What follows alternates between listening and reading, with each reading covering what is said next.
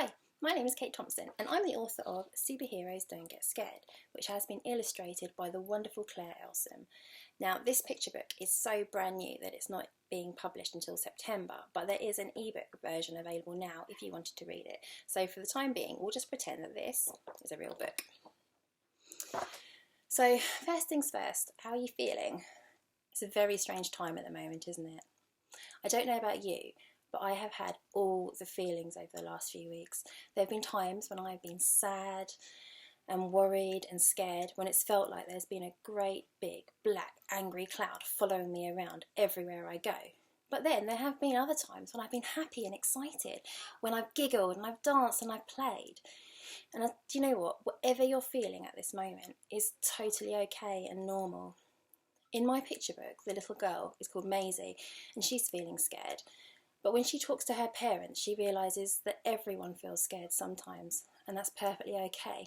So if you are feeling scared, or sad, or worried, or anything at all is bothering you, the most important thing you should know is that you are not alone, and that the best thing you can do is talk to someone about it. What can also help is writing about your feelings, and this is where the Corona Diary project comes in. Getting feelings out of your brain and onto paper almost always makes you feel better.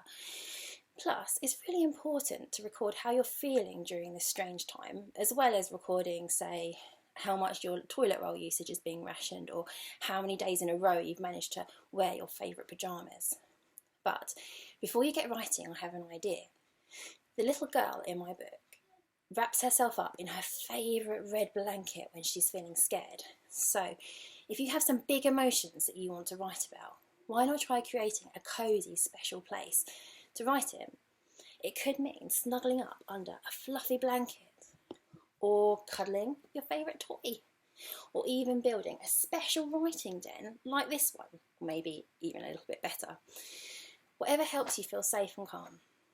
Okay, so now you're all cosy and ready to write. There are lots of ways you can record your feelings. You could use emojis, or just draw how your face looks. So, today, are you feeling happy? Or perhaps you're a bit sad, or are you a bit worried, or maybe just a bit silly. Now, you don't have to do these in pen. You could do them in crayon. With your grown-up's permission, you could do them in paint. Whatever creative ways you want to write them down. Another way you can record your feelings is using pictures. So, is today a rainbows and sunshine kind of day? Or is it a stormy rain cloud day? Or maybe it's a little bit of both. You can use colours to show how you're feeling, and you can use fancy fonts, and maybe even just scribbles. I find sometimes a good scribble really helps me feel better. Plus, when you look back on it, I think you'll really know how you're feeling at the time. Now, whether I'm happy or sad, one thing I always like to do in my diary is to try and write down 3 things that have made me happy or glad that day. Why don't you give that a go? It doesn't need to be anything big. It could be, for example, that you've spoken to your friends or your family that day, or you're having your favourite food for dinner, or even that a grown-up in your house, who shall not be named, fell asleep on the sofa and woke themselves up with their own loud snoring. If you do this every day, you will soon probably find yourself looking for the positive things as you go about your life. Plus, they'll add lots of fun details to your Corona Diary, which I'm pretty sure you'll be pleased you've recorded when you look back on it in the future. Now, remember, when you're writing in your diary, you do not need to worry about your handwriting, or about your spellings, or about crossings out. This is your diary. You are in control. And if you don't believe me, I'll show you a page from one of my notebooks. I think you'll agree that it's quite messy, and there may well be more crossings out than actual words. But I don't mind, it's my notebook and that's how I write.